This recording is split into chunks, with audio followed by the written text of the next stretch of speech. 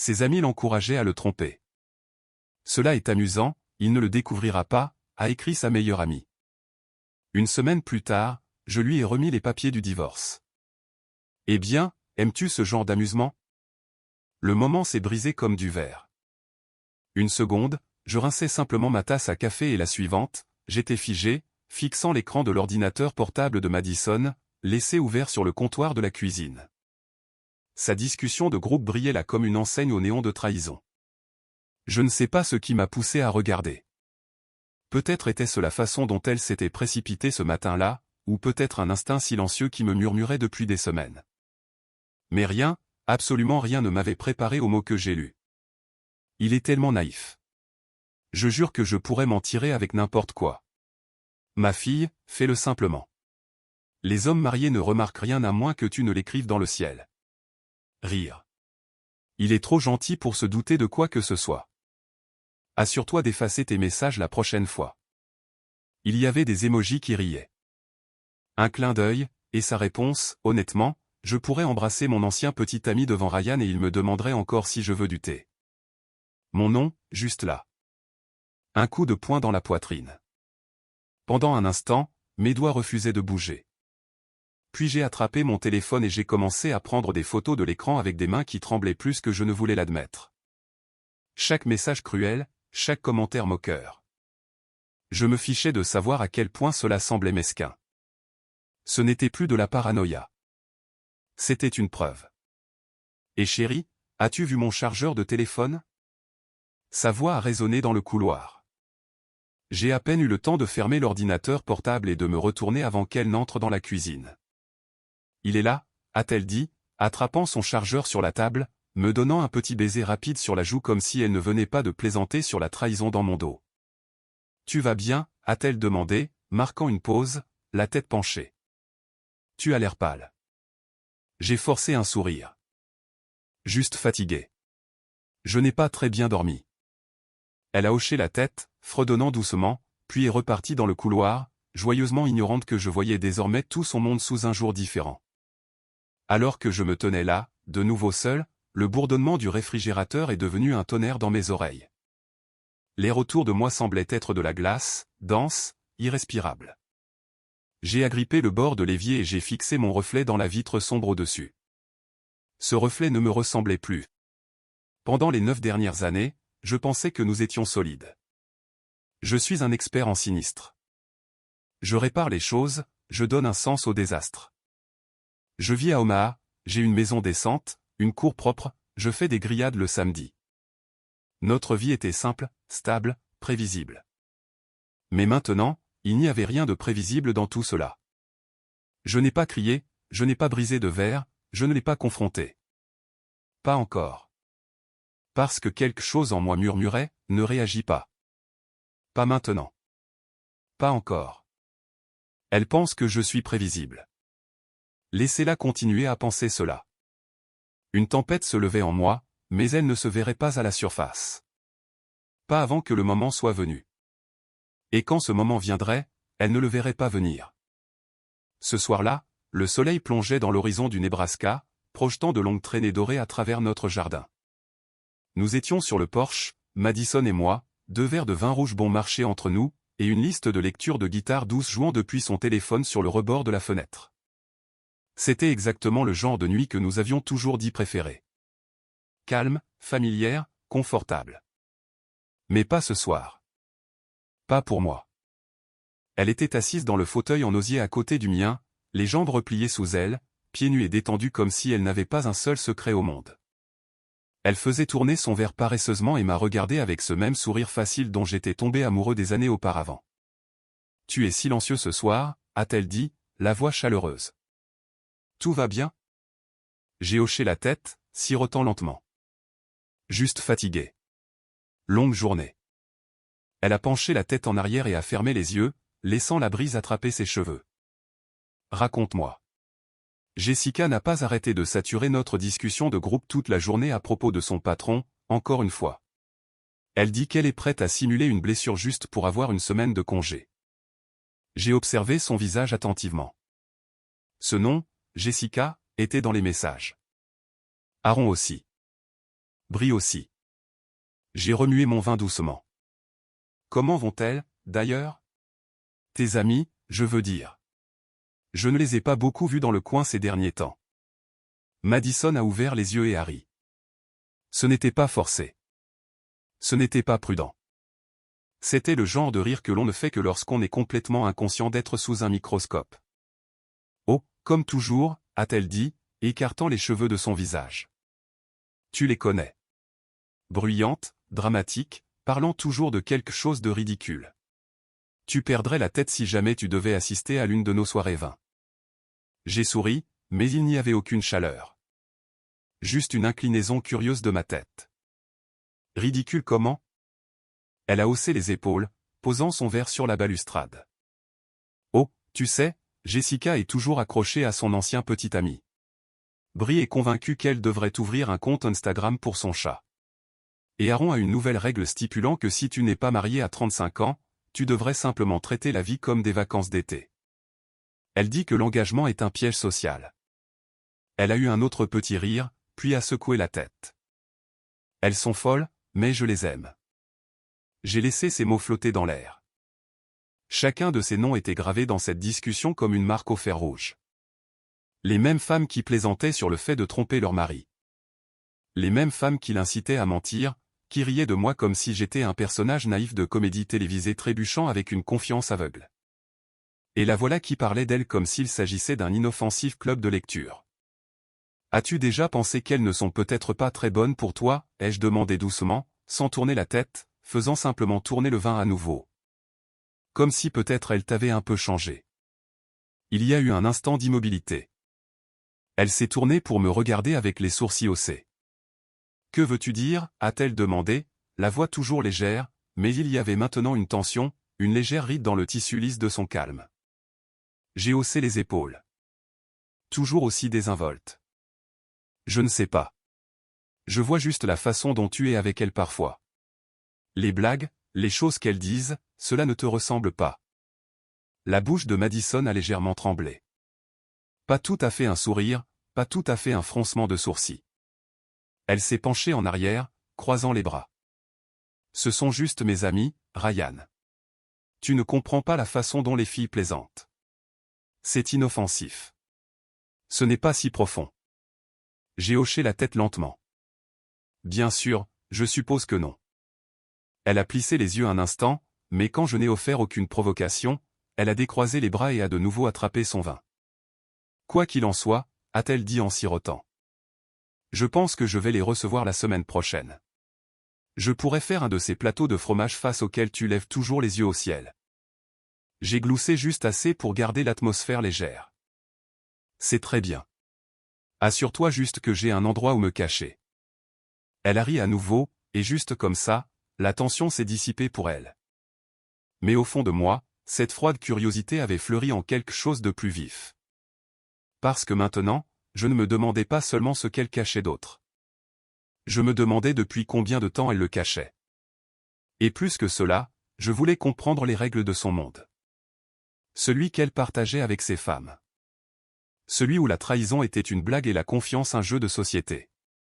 Je l'ai regardée une dernière fois alors que la musique passait à quelque chose de plus doux. Elle avait l'air satisfaite, les yeux à moitié clos, le verre de vin reposant doucement dans ses mains, et elle n'avait toujours aucune idée que l'homme assis à côté d'elle ne jouait plus le même rôle. Je n'étais plus seulement le mari sirotant du vin sur le porche. J'étais un homme qui prenait des notes. Le lendemain, la route dégagée s'étendait devant nous comme elle le faisait toujours lorsque nous avions besoin d'une évasion tranquille. L'automne s'était emparé de la campagne du Nebraska. Des champs ambrés, des arbres aux branches nues, un ciel gris doux suspendu bas au-dessus des collines. Nous avions déjà emprunté cette route. Madison l'appelait sa route de réinitialisation. C'est drôle comme la routine perd de son confort une fois que la vérité entre dans la pièce. Elle était sur le siège passager, sirotant son gobelet de café, les bottes sur le tableau de bord, faisant défiler son téléphone comme si le monde au-delà du pare-brise n'existait pas. J'avais une main sur le volant, l'autre tapotant doucement contre mon genou. Et, ai-je dit d'un ton léger. Puis-je te demander quelque chose sans que cela ne devienne une grosse affaire? Elle a levé les yeux, souriant narquoisement. Cela dépend. Es-tu sur le point de me demander de regarder à nouveau un documentaire en 6 parties sur l'entretien des pelouses? J'ai esquissé un demi-sourire. Non, autre chose. Elle a fait un petit signe de tête, les yeux à nouveau fixés sur la route. Vas-y. J'ai pris une inspiration, gardant un ton désinvolte. As-tu déjà pensé que peut-être tes amis te changent? Pas dans le mauvais sens, mais qu'elles modifient simplement les choses. Cela a attiré son attention. Ses sourcils se sont froncés et elle s'est redressée. Que veux-tu dire par me changer? Je ne sais pas, ai-je dit lentement. Comme la façon dont elle parle du mariage, des garçons. C'est différent de la façon dont toi et moi avions l'habitude de parler des choses. Elle a laissé échapper un petit rire. Différent ne veut pas dire mauvais, Ryan. Je n'ai pas dit mauvais, juste peut-être digne d'être remarqué. Elle s'est tournée pour me faire face complètement maintenant, retirant ses jambes du tableau de bord. D'accord, d'où cela vient-il? Tu ne t'es jamais soucié de ce que Brie et Jessica disent. J'ai juste fait plus attention. C'est tout. J'ai jeté un coup d'œil vers elle. J'entends les blagues. La façon dont elle lève les yeux au ciel quand je me pointe pour venir te chercher. Les histoires de code des filles. Toute cette ambiance disant que les hommes sont naïfs. Madison a poussé un petit grognement moqueur, secouant la tête. Oh mon Dieu, tu commences à ressembler à un père sur Facebook. Je suis resté silencieux un instant. J'ai laissé le bruit des pneus bourdonner contre la route. Tu sais que je n'essaie pas de chercher la dispute, ai-je dit. Mais peut-être, juste peut-être, qu'elles ne soutiennent pas exactement notre couple, notre mariage. Elle s'est penchée en arrière, les bras croisés serrés. Elles sont mes amies depuis plus longtemps que je ne te connais. Et je ne te demande pas de choisir, ai-je dit calmement. Je te demande si tu peux voir ce que je vois. Que peut-être la façon dont elle parle de la loyauté, de l'amour, ce n'est pas sain. Tu ne comprends pas, a-t-elle dit rapidement, la voix s'élevant. Tu ne comprends pas comment les femmes se parlent entre elles. Ce n'est pas sérieux. C'est pour se défouler. C'est de l'humour. Tu agis comme si elle me lavait le cerveau ou quelque chose du genre. Je n'ai pas dit cela. Tu n'as pas eu besoin de le dire. C'est écrit sur tout ton visage. Tu penses que je suis une sorte de marionnette maintenant parce que j'aime relâcher la pression avec mes amis. J'ai serré le volant plus fort. Je pense que tu ris maintenant de choses qui te brisaient le cœur auparavant. Cela l'a arrêté une seconde. Ses lèvres se sont entr'ouvertes comme si elle avait une répartie prête, mais elle n'est jamais venue. Au lieu de cela, elle a regardé par la fenêtre, son reflet s'estompant dans la vitre. Tu déformes les choses, tu fais croire que je suis devenue une sorte de méchante de dessin animé parce que j'ai des amis qui ont des opinions. Cela me manque juste l'époque où tu avais les tiennes, ai-je murmuré. Elle a tourné brusquement la tête vers moi, les yeux plissés. Ouah, c'est fort. Je ne le pensais pas comme une attaque, Mads. J'essaie juste de parler. Non, tu essaies de contrôler ce que je fais, qui je vois. Ne prétends pas le contraire. Je n'ai pas répondu. Cela ne servait plus à rien maintenant. Elle avait déjà décidé de ce que cette conversation signifiait. La voiture s'est installée dans un silence tendu, avec juste le grondement régulier de la route sous nous et la distance qui s'agrandissait entre nos mots. Elle a de nouveau croisé les bras, détournant légèrement son corps. Je n'ai pas insisté. Je ne me suis pas excusé. Nous avons tous les deux regardé droit devant nous, comme si la route pouvait offrir une voie à suivre qu'aucun de nous ne pouvait nommer. Mais même avec les fenêtres fermées et le chauffage en marche, le froid s'est infiltré entre nous. Et pendant le reste du trajet, nous n'avons plus rien dit du tout. Le café était un petit établissement d'anglo-centre-ville. Des murs en briques, des tables ébréchées, et cette odeur de café brûlé qui me donnait toujours l'impression d'être de retour à l'université. C'était un samedi matin, gris et froid. Les feuilles tourbillonnaient dehors comme si le vent secouait la ville pour la réveiller. J'étais assis en face de Joel, mon meilleur ami depuis la première année à l'université du Nebraska à Lincoln. Nous avions l'habitude de l'appeler le Bouddha du Midwest parce qu'il parlait rarement à moins d'avoir quelque chose d'important à dire. C'était le genre de type qui observait d'abord, puis répondait avec toute sa poitrine. Il n'avait pas dit un mot depuis que j'avais fini de tout exposer. Le Porsche, la discussion de groupe, le trajet en voiture, Madison. Joel restait immobile, une main enroulée autour de sa tasse à café, les yeux fixés dans les miens. Calme, indéchiffrable, mais je pouvais voir la tension monter dans sa mâchoire. « Dis quelque chose » ai-je marmonné. Il a finalement cligné des yeux. Puis il a posé son café avec un bruit sourd et délibéré. « Tu aurais dû couper les ponts il y a des mois. » J'ai levé un sourcil. « C'est tout ?» Il s'est penché en avant, les bras reposant sur la table. « Tu as gardé cela pour toi trop longtemps, mon gars. Elle se moque de toi.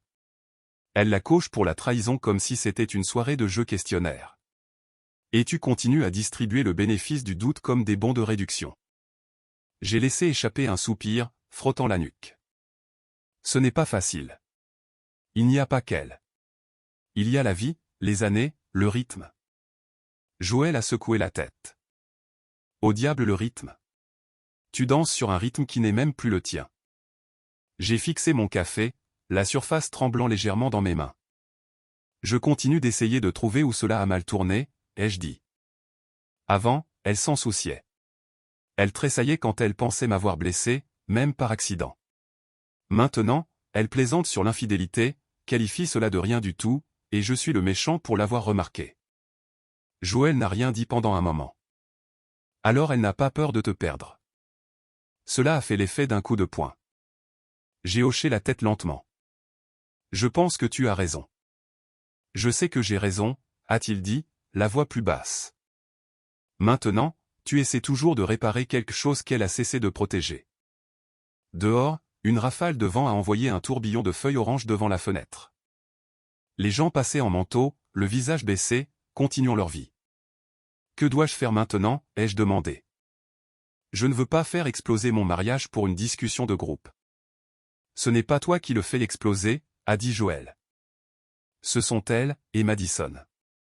Tu es juste en train de décider si tu veux continuer à prétendre que l'allumette n'a jamais été craquée. J'ai levé les yeux vers lui et, pour la première fois depuis des jours, je ne me suis pas senti fou. Il l'avait vu, tout cela. Cette validation silencieuse a stabilisé quelque chose en moi.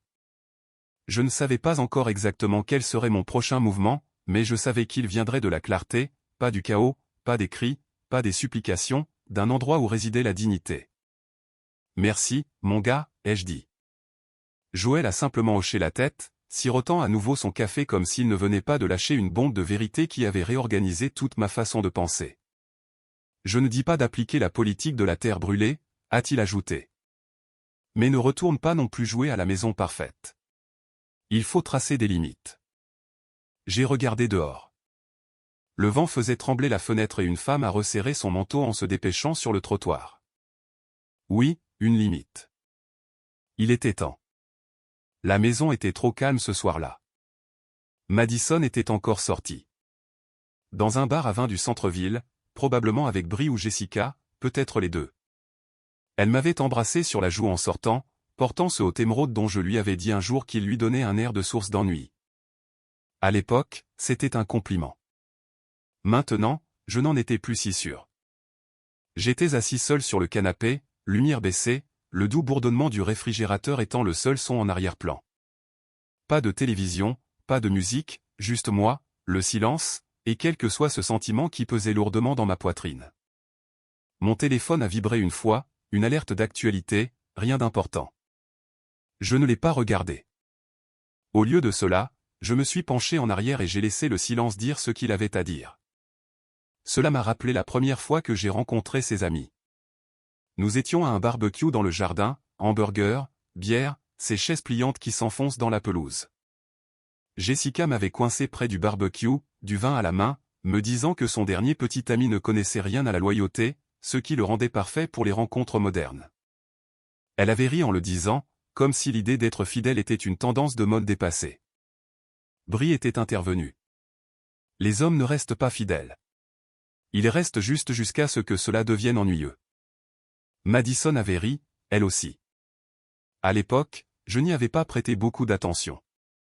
Les gens disent des choses stupides après 2 verres de pinot. Mais maintenant je commençais à relier des points que j'aurais dû voir des années auparavant. Ce n'était pas un seul moment. C'en avait été des centaines. Comme la nuit où elle m'a dit qu'Aaron avait déclaré que j'étais trop gentil pour mon propre bien, et Madison l'avait répété comme s'il s'agissait d'une blague excentrique, pas d'un avertissement. Ou la fois où je suis rentré tôt et où elles étaient toutes blotties autour du téléphone de Madison, et l'écran s'était éteint à la seconde où j'étais entré.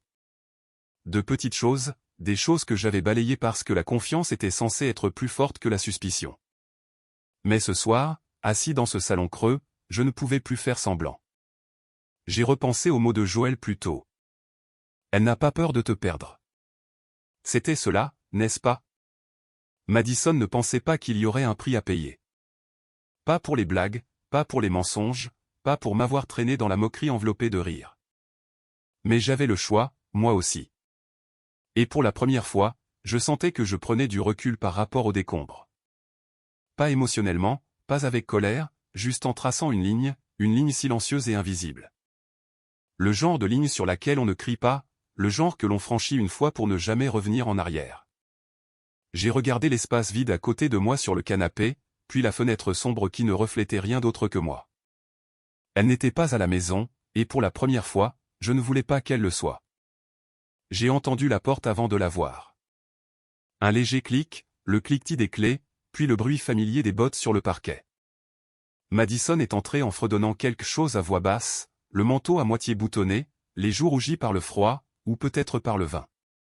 Elle ne m'a pas vu tout de suite. J'étais debout dans le couloir, près du bas des escaliers, les bras croisés, les lumières éteintes derrière moi. Elle a jeté son sac à main sur la table de l'entrée, a enlevé son manteau, et a lancé avec désinvolture, « Tu es debout? Je pensais que tu serais endormi à cette heure. » Je n'ai pas répondu. Elle s'est retournée. Son sourire s'est effacé. « Tout va bien? » Je suis resté immobile un instant. Puis j'ai fait un signe de tête vers le canapé. « Assieds-toi. » Elle a hésité, plissant le front. « Pourquoi? » « Parce que nous devons parler. » Elle a plissé les yeux. Cette phrase ne mène jamais à rien de bon. « Madison, » ai-je dit doucement. « S'il te plaît. » Quelque chose dans ma voix a dû l'interpeller car elle a finalement avancé à pas lents et prudents vers le canapé. Elle s'est assise en croisant les jambes, les bras serrés contre sa poitrine. Je me suis assis en face d'elle, les coudes sur les genoux. J'ai fini de faire semblant, ai-je dit. À propos de tes amis, de ce que l'on ressent dans cette maison, de tout. Ses lèvres se sont entr'ouvertes, prêtes à m'interrompre, mais j'ai levé la main. Écoute simplement. Elle s'est légèrement penchée en arrière, mais n'a pas parlé. Je me fiche que tu lèves les yeux au ciel face à moi.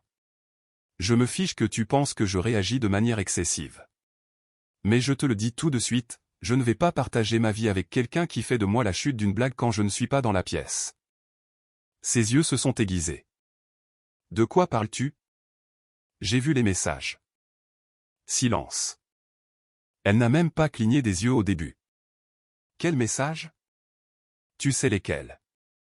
La discussion de groupe. Les blagues.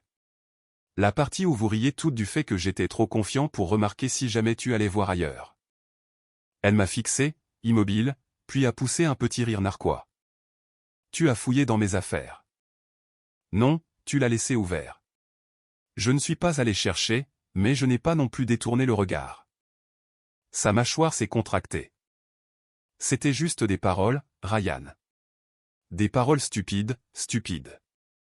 Alors dis-moi ceci, ai-je dit en me penchant en avant. Si j'avais un groupe de gars qui s'envoyaient des messages sur le fait que tu es naïve, sur la facilité avec laquelle on pourrait te mentir, en rirais-tu ou te sentirais-tu trahi? Elle n'a pas répondu. Exactement. Ses mains agrippaient maintenant ses genoux, serrés. Et alors, a-t-elle finalement lâché? Tu veux que je m'excuse d'avoir relâché la pression avec mes amis? Je veux que tu choisisses, ai-je dit. Ses yeux se sont enflammés. Quoi? Choisir, Madison? Moi ou elle? Parce que je ne continuerai pas à vivre avec quelqu'un qui pense que ce genre de loyauté est négociable. Tu me lances un ultimatum? Non, ai-je dit calmement. Je pose une limite. Elle s'est levée, les yeux écarquillés maintenant. C'est insensé. Tu vas sérieusement jeter un mariage à la poubelle pour des blagues? Ce n'est pas moi qui jette quoi que ce soit. Elle m'a fixé, la respiration saccadée. Ce sont mes amis et je suis ton mari. Un long silence s'est étiré entre nous, palpitant comme un fil sur le point de rompre. Puis elle a attrapé son manteau, a arraché son sac de la table et s'est précipitée vers la porte. « Tu as perdu la tête ?» a-t-elle marmonné. « Tu ne comprends pas comment fonctionnent les femmes. Tu ne l'as jamais compris. Je comprends comment fonctionne le respect. » Elle s'est arrêtée, la main sur la poignée de la porte. Elle me tournait le dos. « Tu penses être le saint dans tout cela? Tu ne le es pas. Tu es tout aussi contrôlant que les hommes contre lesquels elle se met en garde. » Elle a ouvert la porte, a laissé le froid s'engouffrer et est partie. La porte a claqué derrière elle assez fort pour faire trembler l'encadrement. Je suis resté dans le couloir, la poitrine se soulevant lentement, respirant à travers le silence qui a suivi. Quelque chose s'était brisé, et pour une fois, je n'ai pas essayé de le réparer. Si vous appréciez l'histoire, veuillez cliquer sur le bouton j'aime. La maison est restée silencieuse après son départ. Si silencieuse qu'elle semblait m'observer. Je n'ai pas bougé du couloir pendant un long moment. Je suis juste resté là à fixer la porte qu'elle avait claquée derrière elle. Il ne restait aucune part de moi qui voulait la poursuivre. Cet instinct, celui de réparer, de rafistoler, d'attendre de voir, il avait disparu. J'ai sorti mon téléphone et j'ai fait défiler les contacts jusqu'à tomber sur le nom de Joël. Il a décroché à la deuxième sonnerie. « Tu vas bien ?» a-t-il demandé, la voix basse. « Pas vraiment » ai-je dit. « Tu as toujours cette Subaru avec le phare cassé ?» Il est resté silencieux un instant, puis, « Ouais. Puis-je te demander quelque chose ? C'est beaucoup. Dis-moi. » J'ai hésité, inspirant par le nez. Elle est sortie en trombe. Elle a dit qu'elle avait besoin d'espace. Je ne pense pas que ce soit là qu'elle aille. Tu veux que je la suive ? Je détestais la façon dont cela sonnait. Comme quelque chose tiré d'un mauvais film, mais tout de même. J'ai dit, ouais. Joël n'a pas hésité. Où dois-je commencer ? Elle va toujours vers l'est quand elle retrouve Brie, mais si elle va vers le nord, ma voix s'est estompée. Il a complété le reste. C'est là que vit Caleb. J'ai hoché la tête, bien qu'il ne puisse pas me voir. Si elle n'est pas dans un bar à vin d'ici 21.00, vérifie le quartier près de Franklin et de la 30e. Son immeuble est à l'angle. J'ai compris. Je serai discret. J'ai fixé le sol. Merci. Tu es vraiment sûr de vouloir savoir, mon gars ? Je n'ai pas répondu tout de suite. Puis, ne pas savoir est déjà pire. Il a expiré. Très bien, j'enverrai un message si je vois quelque chose, mais si cela ne donne rien, je ne le ferai pas. Il n'a pas discuté. L'appel s'est terminé. Je suis resté là encore un moment, puis je suis retourné dans le salon, le canapé conservant encore l'écho des pensées de la nuit dernière. Je me suis assis lentement, la maison froide autour de moi malgré la chaleur bourdonnant dans les bouches d'aération. Je n'ai pas allumé la télévision, je n'ai pas touché mon téléphone, je suis juste resté assis avec cela. Ce moment, cette décision, cette version de moi-même que je ne reconnaissais plus. Le temps passait comme le brouillard roulant sur un champ. Puis, près de minuit, mon téléphone s'est allumé. Joël. J'ai répondu à la première sonnerie. Ouais. Sa voix était calme, posée, mais lourde. Elle vient de partir, a-t-il dit. Ma poitrine s'est serrée. Où ? Il a hésité. Chez Caleb. Je n'ai rien dit. Je me suis garé au coin de la rue, je l'ai regardé entrer. Personne d'autre n'est entré ou sorti. Elle y est restée plus d'1 heure. Elle vient juste de sortir il y a quelques minutes, seule. Mais... Il n'a pas fini la phrase. Il n'en avait pas besoin. Je fixais maintenant le plafond, une main derrière la tête, l'autre agrippant le téléphone comme s'il allait se fissurer. La voix de Joël a de nouveau brisé le silence. Tu es toujours là. Ouais. Tu as besoin de quelque chose ? Non, ai-je dit doucement. Tu en as fait assez. Il a marqué une pause. Tu vas bien ? Je n'ai pas menti. Je ne pense pas aller bien depuis longtemps. Il a laissé échapper un lent soupir. Appelle-moi si cela change. J'ai mis fin à l'appel et j'ai posé le téléphone face vers le bas sur la table basse. Le plafond au-dessus de moi était vide. juste des cloisons sèches et des ombres. Mais à ce moment-là, j'ai eu l'impression qu'un rideau était tombé dans mon esprit, comme si le dernier fil du déni s'était rompu et que l'acte final s'était déroulé exactement comme il devait toujours se dérouler. Elle avait fait son choix, et je n'en faisais pas partie. Le lendemain matin, le ciel était bas et gris, épais d'une sorte d'immobilité qui annonçait l'arrivée de la neige. Je n'ai pas senti le froid en marchant dans le centre-ville. Je n'ai pas ressenti grand-chose en réalité. Le cabinet d'avocat se trouvait au 5e étage d'un vieil immeuble avec des lumières d'ascenseur vacillantes et des chaises rigides et polies dans la salle d'attente. Tout sentait le nettoyant au citron et le café restait trop longtemps sur une plaque chauffante. Une réceptionniste a levé les yeux quand je suis entré. Ryan Falney. Ouais. Elle a fait un sourire poli et a fait un geste vers la porte vitrée derrière elle. Monsieur Bledsoe est prêt à vous recevoir. Le bureau était petit et net. Des pieds de bureau chromés, des dossiers soigneusement empilés et un diplôme encadré de l'université de droit du Nebraska, suspendu de travers au-dessus d'un classeur. L'homme derrière le bureau avait la quarantaine, grisonnant sur les tempes, des lunettes à fine monture posées bas sur son nez. Il avait l'air de quelqu'un qui pouvait sentir un mensonge avant même qu'on ne le prononce. « Monsieur Falney » a-t-il dit en se levant pour me serrer la main. « Asseyez-vous. Qu'est-ce qui vous amène aujourd'hui » Je me suis assis, j'ai plongé la main dans la poche de mon manteau et j'ai sorti mon téléphone. « J'ai quelque chose que je dois vous montrer. » Il a levé un sourcil. « Allez-y. » J'ai ouvert ma galerie, j'ai fait défiler jusqu'au dossier que j'avais nommé Vérité, et je lui ai tendu le téléphone. Il a commencé à faire défiler les captures d'écran, message après message, nom après nom. Tout riant, se moquant, la mettant au défi de le faire, lui disant que j'étais trop aveugle pour le remarquer, plaisantant sur le fait que si un gars est assez stupide pour vous faire confiance, c'est son problème. Il s'est arrêté sur l'un où Brie avait tapé « Fais-le, un point c'est tout. Tu es pratiquement célibataire avec un colocataire. » Madison avait répondu avec 3 émojis riants et « Tu n'as pas tort. » Les yeux de Bledsoe se sont plissés derrière ses lunettes. Il a de nouveau fait défiler, s'est arrêté sur un message de Jessica. Tromper ne compte pas si ton mari est ennuyeux. C'est la science. Il a cligné des yeux, s'est rassis lentement. Je n'ai jamais vu une discussion comme celle-ci, a-t-il marmonné. C'est comme si elle l'a coaché pour qu'elle vous trompe. Je n'ai pas répondu, j'ai juste observé son visage. Vous avez dit qu'elle est toujours en contact avec elle toute, a-t-il demandé en me rendant le téléphone. Chaque semaine, ai-je dit. Soirée entre filles, voyage en groupe. Elle se croit intouchable. Il a hoché la tête lentement. Ce n'est pas seulement de l'infidélité. C'est un schéma de comportement coercitif de la part de son groupe de pairs. Le ton ici, ce n'est pas seulement déloyal, c'est hostile envers vous, envers le mariage. Je ne m'étais pas rendu compte à quel point je serrais le téléphone jusqu'à ce que je le pose sur le bord du bureau. Il s'est penché en avant. Avez-vous des preuves d'une infidélité réelle? J'ai hésité une seconde.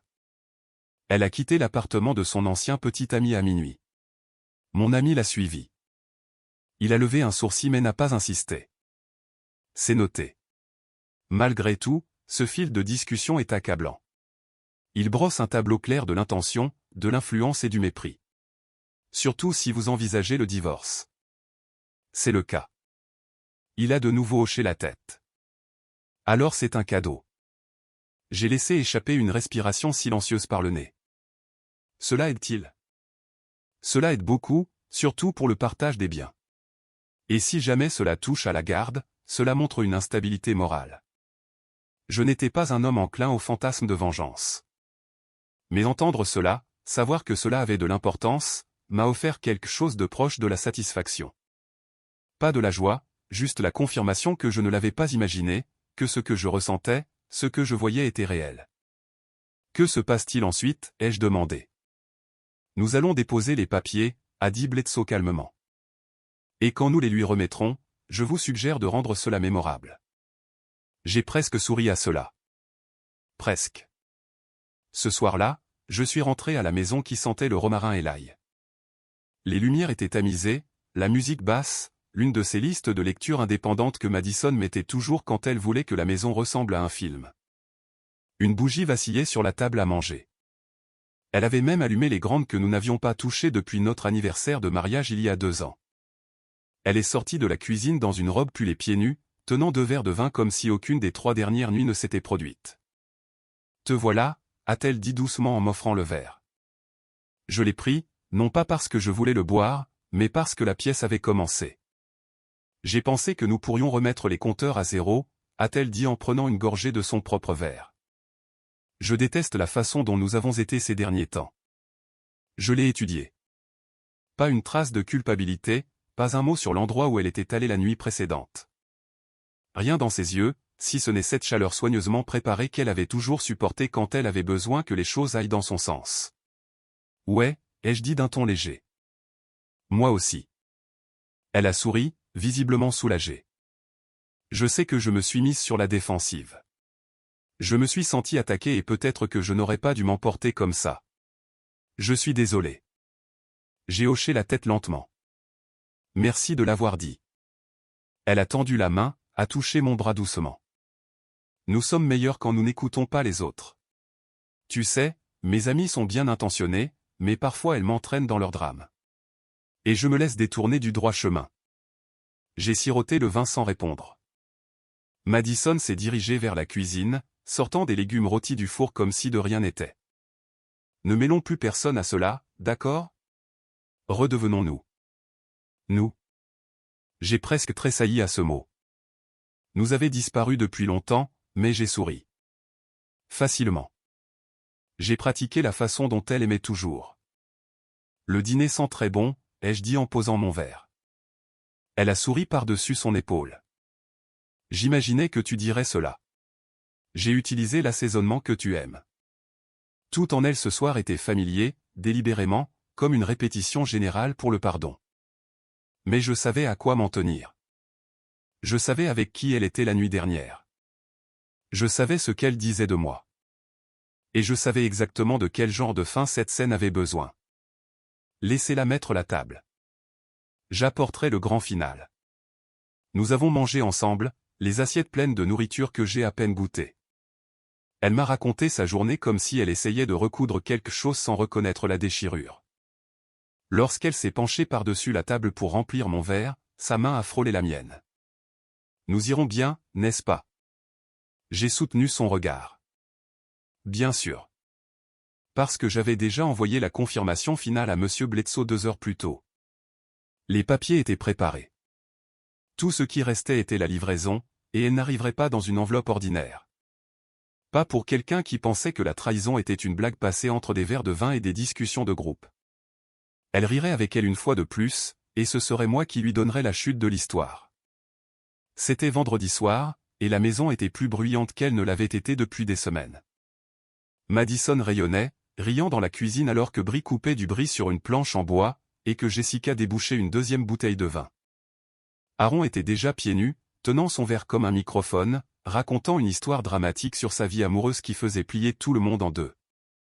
Je me tenais à l'écart, sirotant un verre auquel je n'avais pas touché, souriant, hochant la tête, juste un autre mari loyal et inoffensif, bon joueur pendant que l'équipe de sa femme s'emparait de la maison. Madison a croisé mon regard depuis l'autre côté de l'îlot central et m'a fait un clin d'œil. Tout ce soir était organisé. Bougies allumées, liste de lecture douce et enjouée, hors-d'œuvre étalée comme si nous tournions la couverture d'un magazine de style de vie. Et Madison au centre de tout cela, jouant les hôtesses comme si rien dans son monde ne pouvait jamais s'effondrer. Elle n'avait pas changé. Elle avait juste mis l'histoire en pause, choisi une nouvelle page à lire, un scénario où j'oublierais tranquillement, rentrerais dans le rang, servirais des verres et continuerais à sourire. Mais la scène finale n'était pas à elle de l'écrire. J'ai vérifié l'heure. Pile à l'heure. Je me suis raclé la gorge, juste assez fort pour être entendu. Les bavardages ont un peu diminué, quelques têtes se tournant. Madison a jeté un coup d'œil avec un grand sourire. Oh, on dirait que tu as quelque chose à dire. J'ai souri. C'est vrai, ai-je dit en m'avançant, calme, mesuré, centré. La pièce s'est tue. Brie avait l'air amusé. Aaron a levé un sourcil. Jessica a siroté son vin avec la suffisance de quelqu'un qui se croyait intouchable. Je me suis tourné vers Madison. Elle se tenait à côté du réfrigérateur, un verre de vin à la main, souriant toujours, mais quelque chose derrière ses yeux a légèrement vacillé. J'ai plongé la main dans ma veste et j'ai sorti l'enveloppe. Épaisse, lourde, nette, et je l'ai posée doucement sur le comptoir entre nous. Pour toi. Elle a cligné des yeux. Qu'est-ce que c'est? Les papiers du divorce, ai-je dit simplement. Le silence qui a suivi était total. Quelqu'un a ri nerveusement. Brie, je crois, puis s'est arrêté quand personne ne s'est joint à elle. Le visage de Madison s'est vidé de ses couleurs. Attends, quoi? Je n'ai pas cligné des yeux. Je n'ai pas tressailli. Maintenant, ai-je dit en me tournant vers le groupe. Une autre femme divorcée rejoint votre petit cercle. Personne n'a bougé. J'ai regardé à nouveau Madison et j'ai ajouté plus doucement, eh bien, aimes-tu ce genre d'amusement?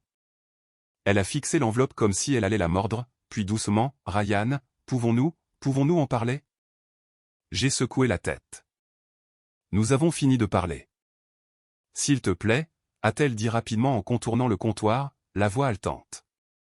C'est juste, tu es blessé. Je comprends. Écoute, ne faisons pas cela ici. Montons. Nous pouvons arranger cela. Brie a commencé à se lever. D'accord, c'est ridicule. Ryan, tu ne fais pas sérieusement cela devant. Je fais cela à cause de vous, ai-je dit, les yeux toujours fixés sur Madison. À cause de chaque conversation où j'étais la blague. Chaque message où la loyauté a été traitée comme un défi. Chaque fois que tes amis t'ont dit que j'étais trop stupide pour le voir et que tu as été d'accord. Jessica a poussé un cri de mépris. Mon Dieu, très dramatique. C'était des discussions de filles. Non, ai-je dit. C'était du conditionnement. Vous l'avez encouragé à trahir comme si c'était mignon. Vous avez traité notre mariage comme une intrigue secondaire de sitcom. Les mains de Madison tremblaient maintenant, cherchant les miennes. Bébé, s'il te plaît. Nous ne faisions que relâcher la pression. Je ne pensais rien de tout cela. Tu le pensais assez pour entrer dans l'appartement de ton ancien petit ami à minuit, ai-je dit d'un ton plat. Halètement. Brie a couvert sa bouche. Aaron s'est figé. Madison a pâli. Tu m'as suivi, a-t-elle chuchoté. Non, ai-je dit.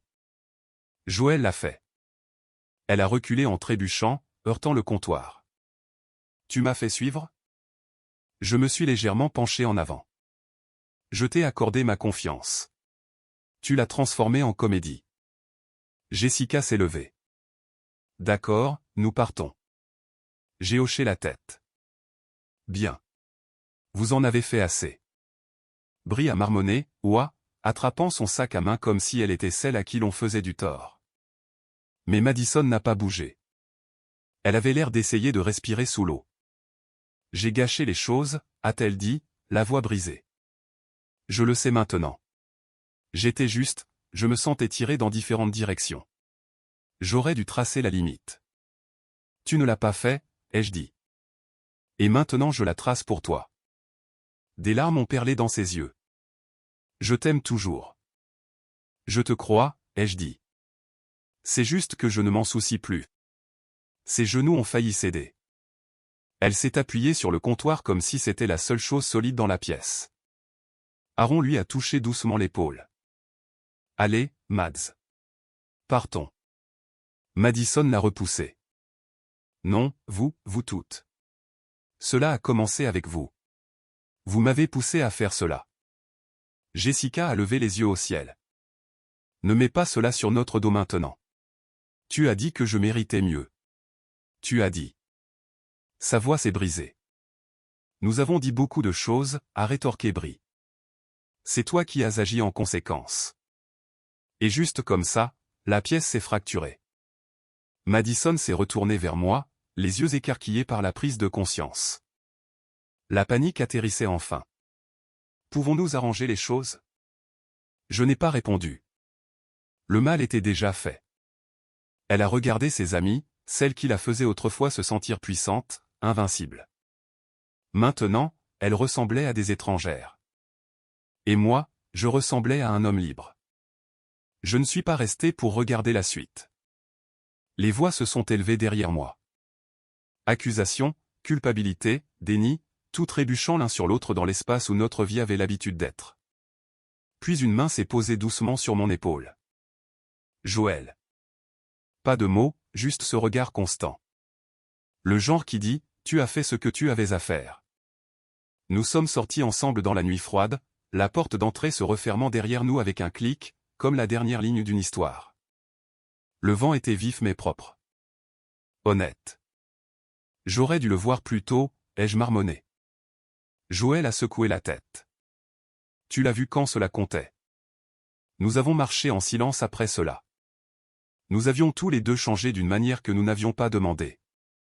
Certaines leçons arrivent bruyamment, d'autres arrivent lentement et silencieusement, mais tout arrive. C'était la fin de mon histoire. Je n'arrête pas de penser aux amis de Madison, à la façon dont elles l'ont poussé, on rit, et on traitait la loyauté comme un jeu sans règles. Si quelqu'un dans votre cercle vous encourageait à trahir la seule personne qui vous faisait le plus confiance, l'auriez-vous interpellé ou seriez-vous resté silencieux comme l'ont fait Brie et Jessica? Faites-le moi savoir dans les commentaires.